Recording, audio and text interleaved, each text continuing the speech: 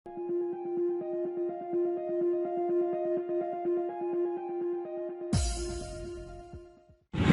व प्रदेश वासियों को रायगढ़ फिल्म स्टेशन एवं रेडियो सिनेप्लेक्स उज्जैन की ओर से होली की हार्दिक शुभकामनाएं। मैं दीपक गुप्ता।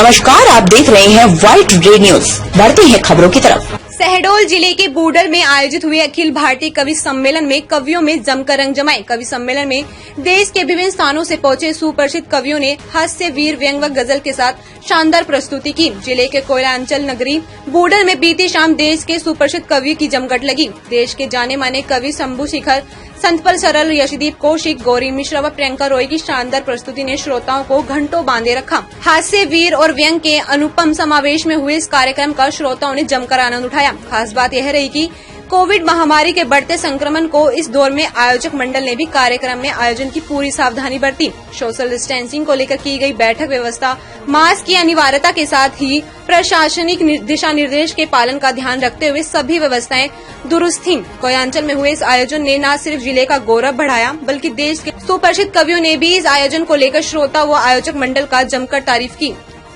मध्य प्रदेश के शहडोल जिले से अब्दुल कादिर की रिपोर्ट। मूल मुद्दे होते हैं वो कभी बदलते नहीं है, जैसे बेरोजगार है, महंगाई है, राजनीति की दशा और दिशा है, सामाजिक समस्याएं हैं, समाज का मनोविज्ञान है, स्त्री है, दलित है, पीड़ित है, शोषित है, अल्पसंख्यक है, यही सब मुद्दे हर समय रहते हैं। कोरोना के विषय में आपका क्या विचार? कोरोना तो देखो महामारी से तो नहीं नकारा जा सकता, लेकिन पूंजीवाद में भय दिखता है, तो जितना है उससे ज्यादा मेरे ख्याल से इसको प्रचारित किया जा सकता है। इससे निपटा कैसे जाए, इन विषयों पर कम सोचा जा रहा है। मैंने तो एक ने व्यंग में कहा भी था, ये बीमारी मेरे कम समझ में आती है कि जो कोरोना पीड़ित होता है वो तो मरता नहीं है, और जो मरता है उसको कोरोना निकलता है।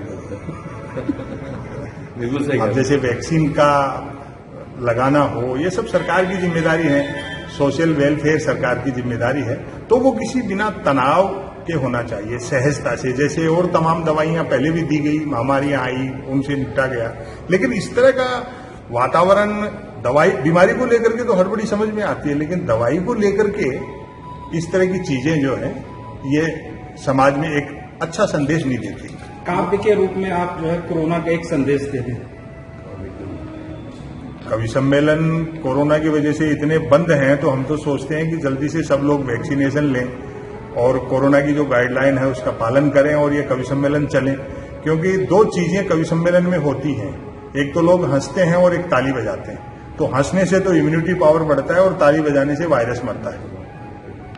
हम तो सोच रहे हैं कि सब चीजें धीरे धीरे सामान्य हों, और भी जो छोटे मोटे व्यापार करने वाले, रोजगार करने वाले, काम धंधा करने वाले, सबके काम चलें। कवि सम्मेलन तो कह रहे एक हंसी मजाक की बात है, लेकिन थिएटर है, सिनेमा है, और भी मनोरंजन के जितने उपादान है वो सब उन कलाकारों को भी काम मिलना चाहिए, और सरकार कुछ ऐसी नीतियां बनाए जिसमें लोगों के काम भी होते रहे। ऐसा नहीं है कि काम रोक करके हम इस बीमारी से निपटे, ये दोहरी भूमिका हो। बीमारी से निपटने की जो तरीके हैं वो भी चलें और साथ साथ में लोगों का काम धाम भी न रुके। कुछ इस तरह की आप मुख्य रूप से आप प्रेजेंट करते हैं कवि सम्मेलनों में, कोविड का दौर चल रहा है, किस तरीके से आप इसमें ये देखती हैं कि बदलाव आया है कवियों को लेकर और इस माहौल को लेकर?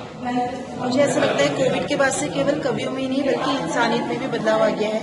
इंसानियत थोड़ी सी जिंदा हो चली है और लोगों को पर्यावरण के प्रति भी थोड़ी सी मोहब्बत जाग उठी है, और जो बेजुबान जानवर थे उनके लिए भी मोहब्बत जाग उठी है। तो हम कवियों का ही काम होता है कि हम समाज में प्रेरणादायी बातें करने के लिए मंच पर आते हैं। तो जो काम हम कर रहे थे अपने शब्दों के द्वारा, वो प्रकृति ने अपने प्रकोप से कर दिखाया है। तो हमें अच्छा लगता है कि जो बात हम अपने शब्दों में कहना चाहते थे, प्रकृति ने अपने प्रकोप दिखा के कह दिए, लोगों तक पहुंचा दिए। और मेरा यही कहना है कि अगर अब भी इंसान नहीं सुधरा, इंसानियत नहीं जागी, तो प्रकृति अलग अलग रूप से अपना प्रकोप दिखाने के लिए, इंसानियत जगाने के लिए हमेशा ऐसा रूप धारण करती रहेगी, जैसा कि कोविड-19 का आपके सामने है।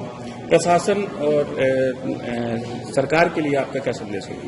प्रशासन और सरकार के लिए मेरा यही संदेश है कि आपदा को अवसर में बदलने के लिए इंसानियत का इस्तेमाल ना किया जाए।